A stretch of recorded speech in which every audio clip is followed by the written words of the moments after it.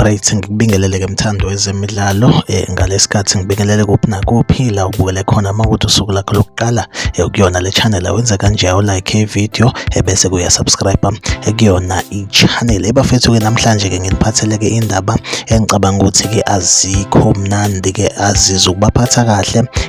abalandeli kakhulukazi ke abalandeli bayo Orlando Pirates kanjalo ke nje nomthandi ke wezemidlalo udaba kolivelile kuthiwa lapha ke iqembu le Orlando Pirates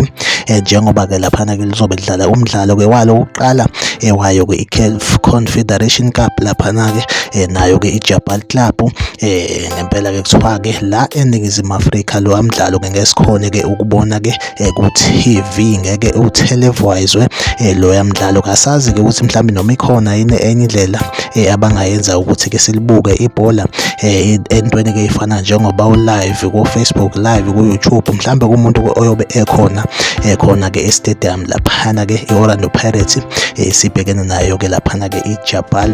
Club kuona ke umdlalo oqala we-CAF Confideration Cup kodwa ke sithembe ukuthi ke mhlambe ke izoba khona indlela ukhona ke umuntu ke somthola ke e-live isaida wakhona eNingizimu Afrika okanye ke owakhona